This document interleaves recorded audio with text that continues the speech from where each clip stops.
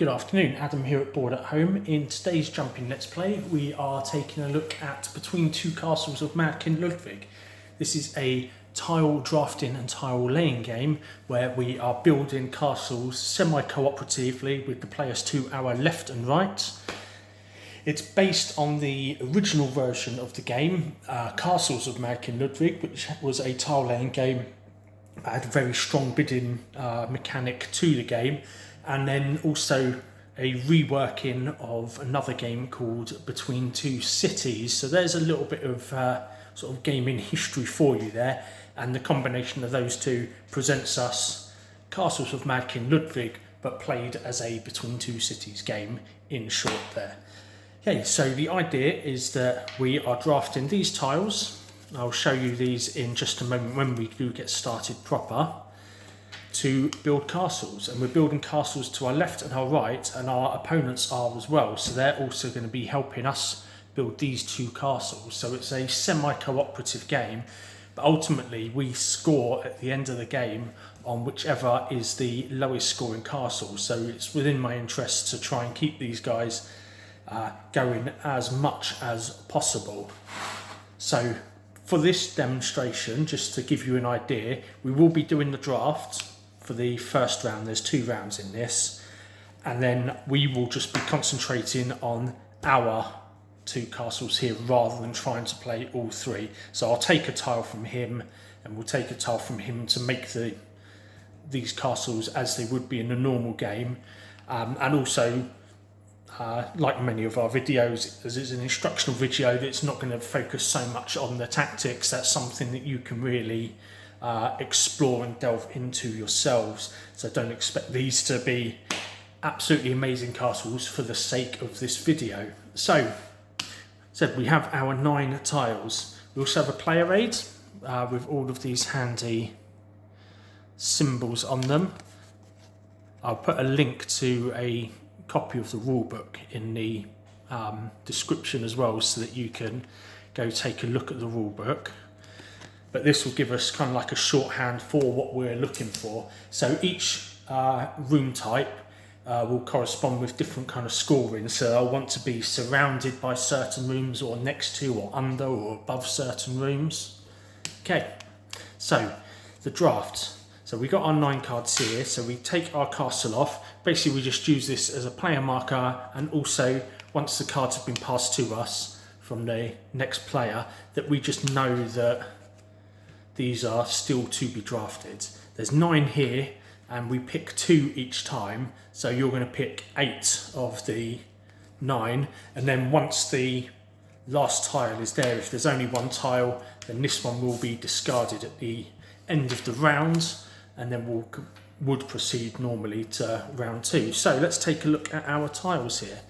So we've got this one here, an escape room. So it's got this along the bottom here, and this will score us 1 point per square wall hanging that surrounds it. So you'll see up in here we have these symbols here, and then if we turn these ones round, maybe not on that one,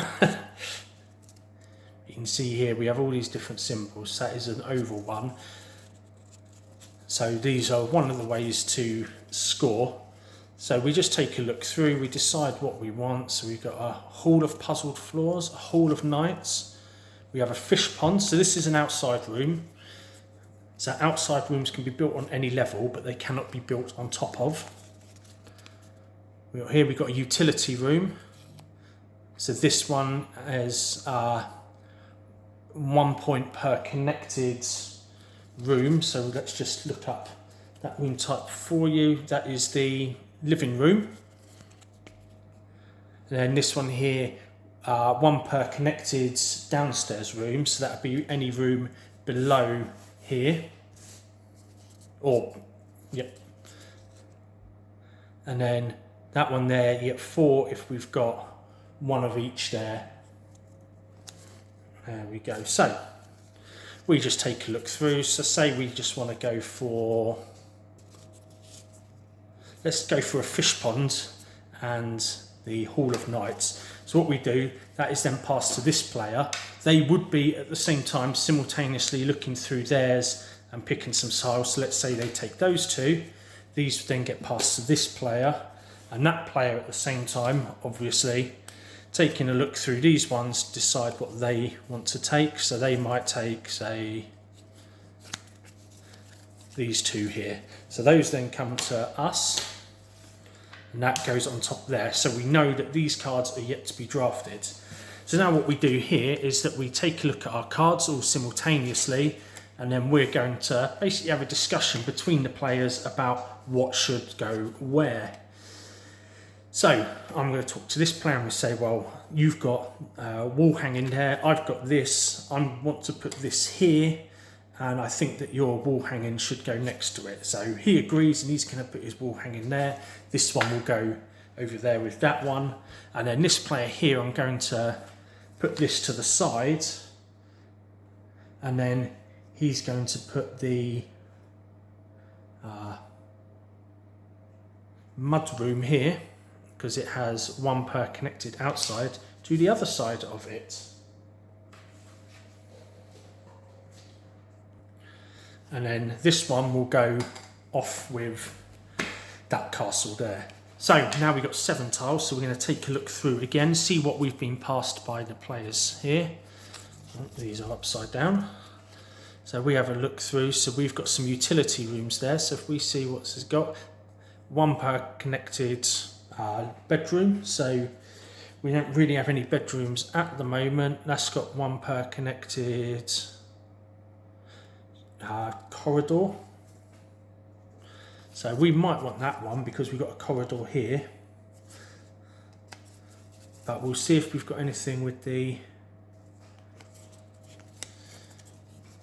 wall hanging. The right wall hanging. There we go, we've got a puppy room there. So we might take that because we get a bonus for having all different types. And then we also have the wall hanging there. So that will be handy with that one. So we're going to do that. This one over here, say we're just going to take, let's say we take the ice house. So that's our 2 there. Those go off to this player. This player looks through, said normally at the same time, and he might take these 2 out of his. So that would go around there. And then this player taking a look at his ones, going through.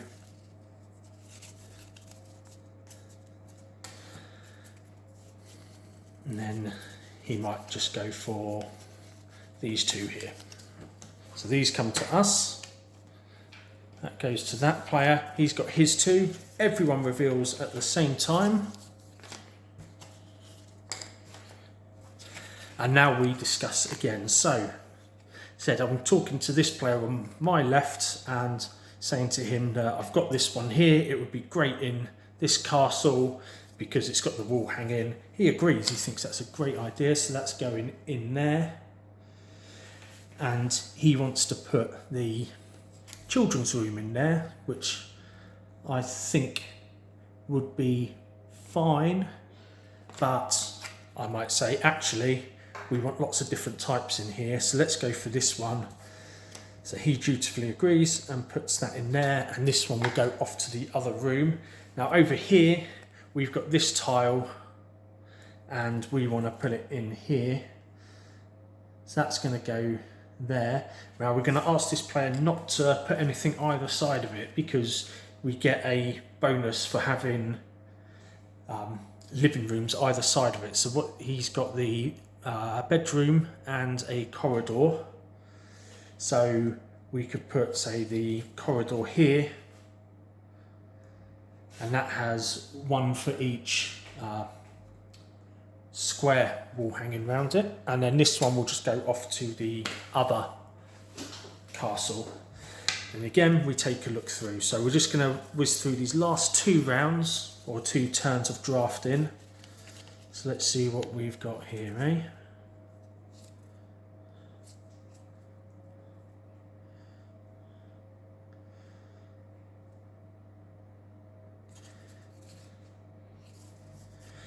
I'm going to take that one, and then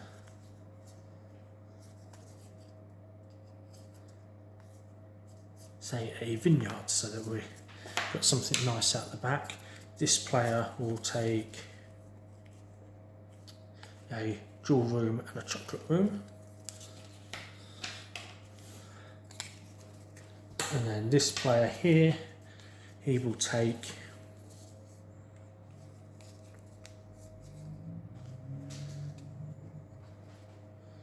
a hall of puzzled floors and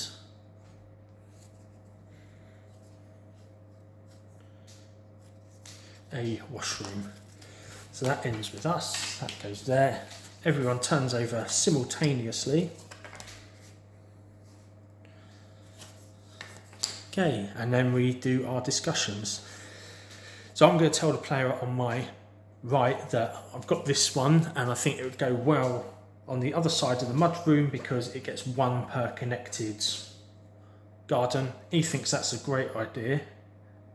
He wants to put the hall of puzzled floors in here because we've got a connected flame wall hanging, as you can see in the top there.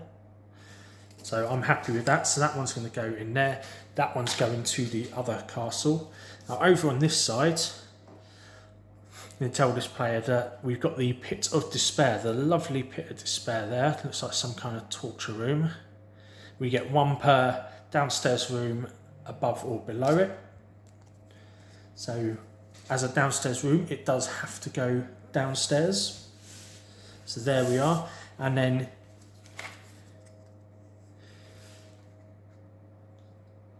this one here, a jewel room or a chocolate room.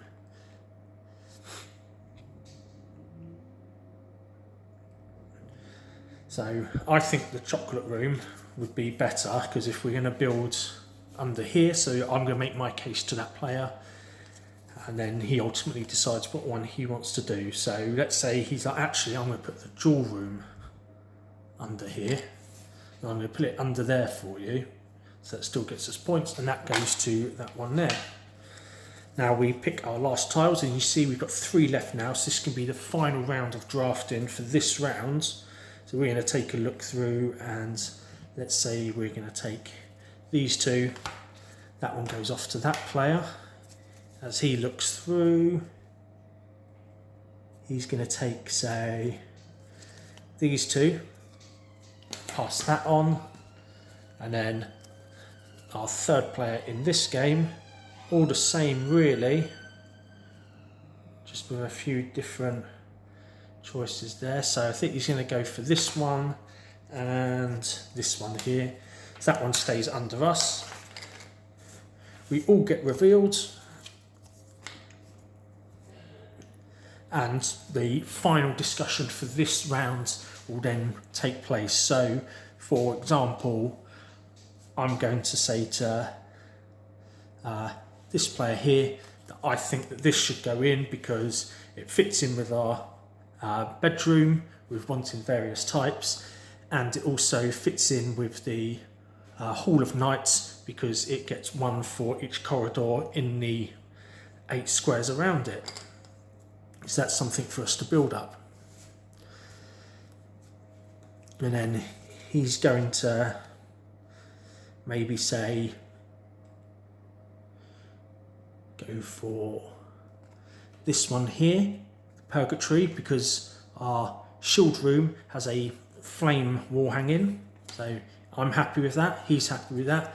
Said ultimately it's whoever it is their kind of choice to decide once it's been agreed where to go. And then this player here said he's got his 2. He wants to put the schoolhouse in, but I want to go for that one because it gets 1 per connected food room. So we duke it out verbally and then make the decision, and he decides that, yeah, I think that you're right, let's go for that. That goes there. This goes with the other player, and then this one here will go